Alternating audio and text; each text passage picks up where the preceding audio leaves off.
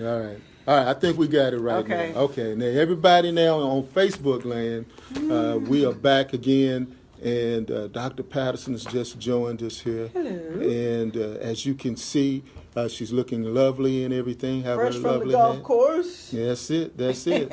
And we are live here at KHVN. And I was talking earlier about Mr. Carlos High, who was shot 30 times in Grand Prairie, and I'm calling for the police department to go ahead and be forthcoming and release the body cam footage, and so the district attorney can go ahead and take a look at it. But that's, I'm with you 100%.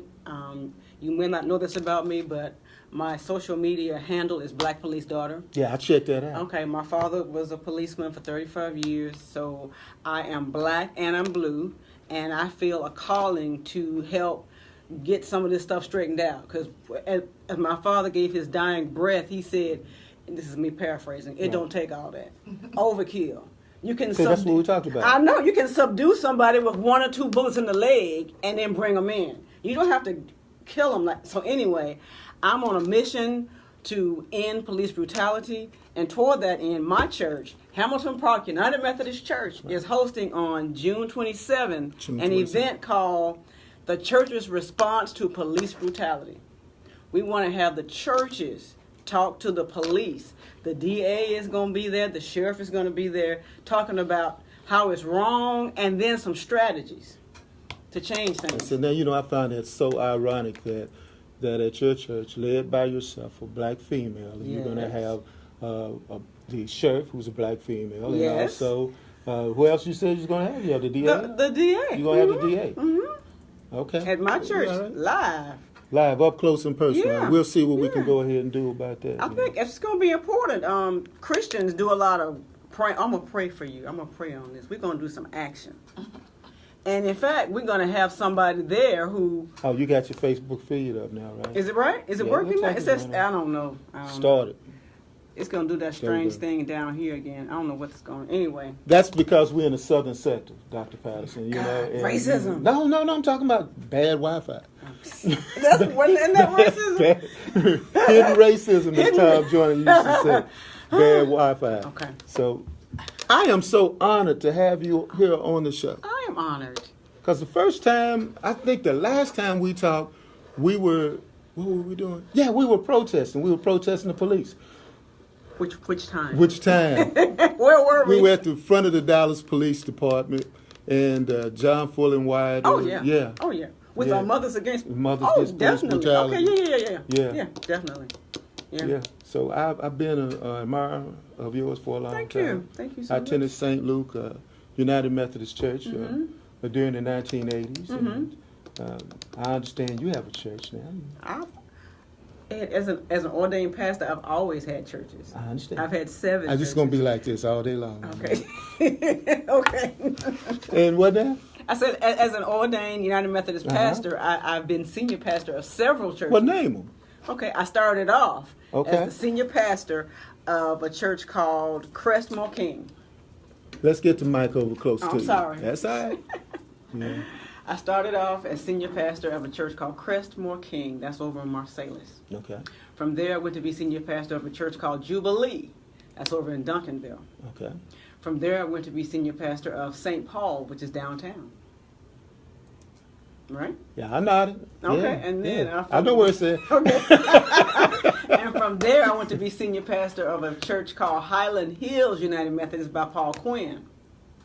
Then the bishop called me and said, I want you to be a part of my team and oversee communications for the whole North Texas region. And when the bishop calls, you can't say no. You have to say yes, yes. So I did that for 7 years. And then the bishop said, hey, I got a really, really great church for you. It's going to be a mega church soon under your leadership. That is the one, the only Hamilton Park United Methodist Church. That's it. In North Dallas. I see you got that church in there. Church. Church. Okay.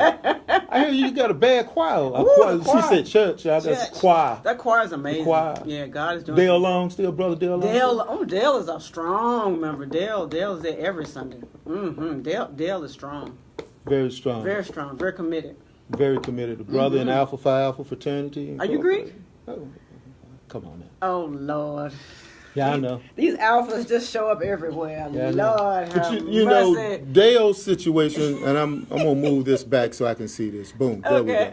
All right, now Dale's situation is that for those people who don't know who Brother Dale Long is, he is from Birmingham, Alabama. Yes, he is. Birmingham, Alabama. Yes, he is. And that's the hometown of obviously the 4 little girls. And he was at the church. As a matter of fact, his brother was bombed up as well, if I'm not mistaken, at the church as well. When people think about the 4 little girls, they normally think of 4 little girls in the church being blown up. But the whole entire church was blown up. It was more than 4 people that were hurt or killed. It was a whole congregation that was hurt. And it was a whole day of terror because later on that day, this is the historian in me. Let me just go ahead and get this out. So I have to do this. You have all these degrees and you have no other time. You know, when you talk to people like Dr. Sharon Patterson, you have to doctor. You know, so we you're not doctor. So anyway. So anyway, what ends up happening is that a young boy was shot on a bicycle that day. That didn't have anything to do with the Birmingham bombing. So all during that day, people were shot and killed and targeted. But that being the case, Dale Long has taken that a terrible day and that horrible day and made it a lifelong mission to serve. And that's one of the things he's doing is serving. But I want to also lift up Dale Long. He's big with the big brothers, big sisters. Yeah. And there are so many black kids without fathers that getting men to just mentor is hard. It really is. So if your listeners are listening on this Father's Day, consider fathering another kid who doesn't have a father figure. So these young men need father figures desperately. The girls do too. Let me stop. Ooh. And salute to the 100 black women of Greater Metropolitan Dallas had their chartering ceremony last week. So, they did? Yeah, they did. I didn't get a call. I think you're going to get a call. I didn't get a call. Apparently, they already have their 100s. No, it'll be 100 plus. Call a sister. All right. They're listening in now, so I know they're going to do it. What happened? Okay, go ahead. You know, you know what I'm going to have you do for my other radio show? What? No, for my other radio show. Yes. I want you to be on it too. Okay. I definitely want you to be on it. We've been talking about doing this for a long time. Sure. A long time. I know we had a conversation earlier this week about what we were going to do and what we were going to say. I got hot under the collar. Yeah, well, why would you do that? Because I thought you were going to try to have me defend women in the pulpit on this show. Because you said your topic will be women in the pulpit. And that kind of sounded pejorative. So I said, oh, Lord, let me straighten him quickly. Using big words. I don't know what that pejorative means. Negative. Oh, okay. So I don't think that you should come onto a show to dignify what you already do. But you know what, Ed? This is a sad state of affairs. Sexism is rampant in our world. And I had to stop doing career days at our area elementary schools. Why is that? Because children who attend churches where women can just sit there and wear a hat and give money, and that's all they can do, they would tell me, you can't be a pastor. You're not a man. And after the 3rd or 4th child in the elementary school told me what I couldn't be, I said, you know what? Deuces. That's ironic. You know, you can't be a pastor and be a man. You can't be a pastor and be a woman, rather. Correct. And they used to say that about being a doctor, too. Mm-hmm. You couldn't be a doctor if you was a woman. Or governor of a state or mayor of a city. Or actors, you know, Mm-hmm. you have to be an actress. Mm-hmm. You can't be an actor. Mm-hmm. You have to. So what is a doctor that's so female? Is it a doctress? It's a doctor, medical doctor. It's a medical doctor. Mm-hmm. So why did you become a pastor? Why did I become a pastor? Mm-hmm. Because the Lord asked me. Mm-hmm. I received the call. When did you receive the call? I was at Spelman College. Okay. It was my senior year, and I had already majored in something different. My major was radio, TV, film, with a minor in cinematography. This is good. It's good? Yeah, Okay. Keep going. And as you know, Spelman and Morehouse are sister schools. So over at Morehouse, I had a classmate by the name of Spike Lee. Oh, he was your classmate? Mm-hmm. He's 1 year ahead of me. Okay. And we both wanted to get into cinematography. And so we had plans to finish undergraduate and then go to graduate school and get master's degrees in cinematography. and make a whole lot of money. And one day, I was in my dorm room thinking about my cinematography and how it's going to be the next Black Steven Spielberg. And that's when the Lord spoke to me. And the Lord said, use your skills to glorify me. And so I knew it was God, and I knew you can run, but you can't hide. So I didn't try to push God off and say, later. So I immediately pushed all my communications to the side and began to look for seminaries. And I considered seminaries in Atlanta, in Washington, and in Durham over at Duke. But as God would have it, a preacher by the name of Reverend Zan Holmes was in Atlanta preaching a revival, and I happened to go hear him. He said, Sharon, come on down to Dallas. I'll look after you. That's my Zan imitation. And the rest is history. I came to Dallas, went to SMU. Zan Holmes shepherded me, mentored me, molded me. He is my father in the ministry. That's why I'm here today. Zan Holmes and God. And I am the first Black woman ordained in the Methodist Church in this region of America. The first. First. Numero uno. That's it. No. That's it. Is there a second? Oh, there's plenty behind me, but I'm the one that kicked the dough in. Oh, it don't matter now. I kicked the dough in, so I said, come on, y'all.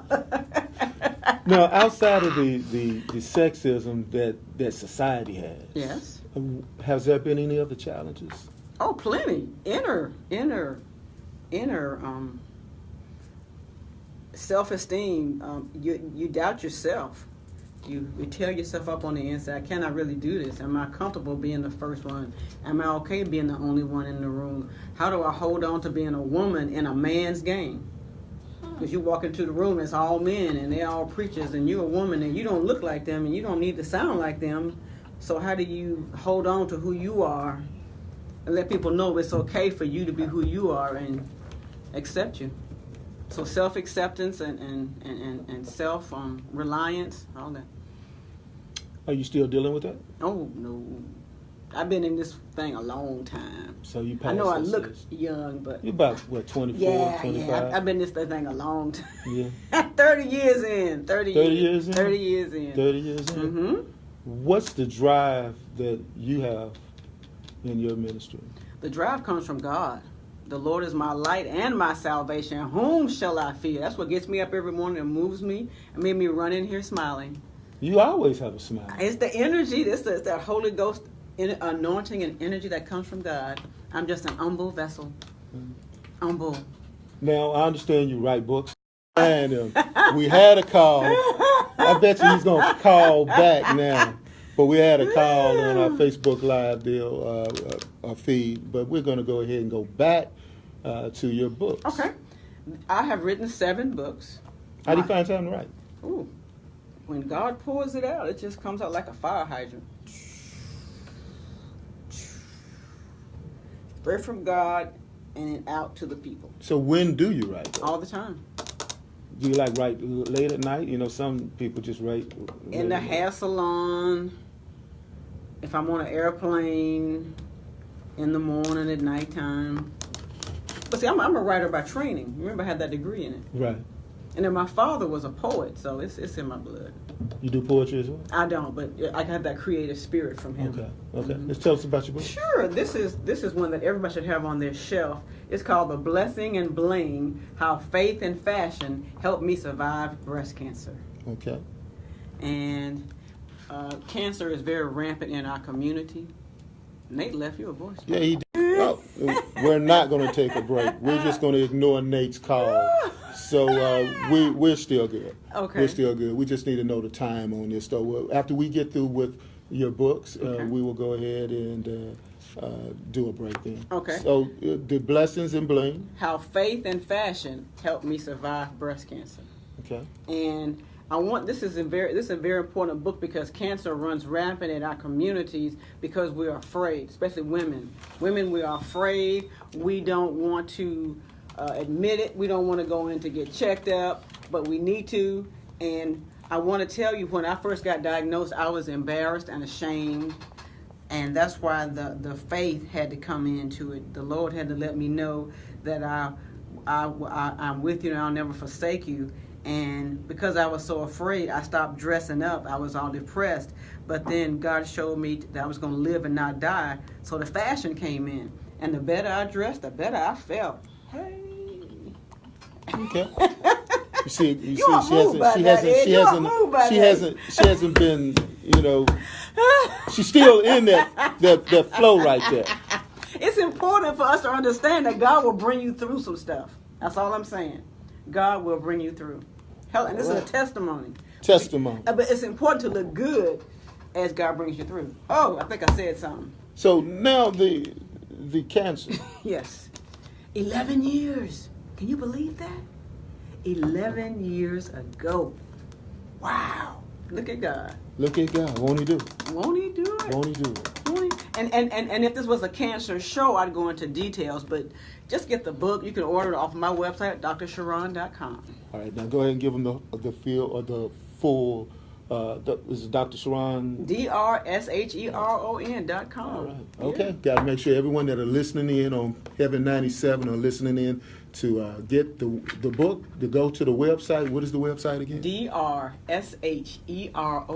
drsharon.com. All right. Now, the other book you have. Woo! This is the game changer here. See, Ed, since you've been knowing me a long time, allegedly, because I don't remember us ever talking. I wouldn't lie. You're a pastor. I think you're making this up, really, but we're going to talk during the break time about that. Okay, you want? Okay. Yeah. Okay, I've written most of my books about love and relationships. The Love Clinic, The Love Doctor. Yeah, I remember those. Okay, and so the Lord said to me 2 years ago, I want you to change topics and write about leadership. Okay. Because to be a good leader, you have to really love yourself. If you don't, listen, check this out. If you're insecure and you're frightened by people, what kind of leader will you be? You'll be a frightened, insecure leader. Like somebody we know right now. I can't think of no names yeah, right you now. know what I'm talking about, running this country. Pushing people away and getting parents and children separated at the border and making it hard on Oh, people. that guy. That guy. Yes. Yeah. Okay, that guy. Yeah. I just couldn't. I'm sorry. That's I'm okay. sorry. It's But okay. This book, The Busy Leader's 30-Day Guide to Personal Success. Everybody's busy, so I've written it real plainly, and you can read it one chapter a day.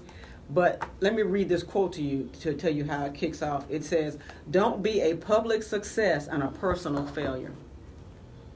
Well, you heard it there.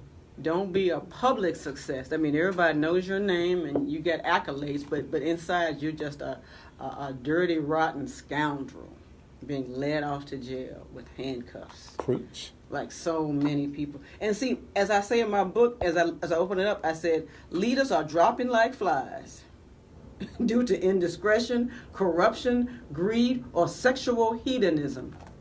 So check yourself before you wreck yourself. Lead yourself now. I think I'm going to pick that book up. Yes. I will do that. Now, we'll get ready to take a break, and then we're going to go ahead and see what Nate's talking about. And then also, I will go ahead and talk to Dr. Patterson and tell her that one conversation we had that she doesn't remember. See you guys later.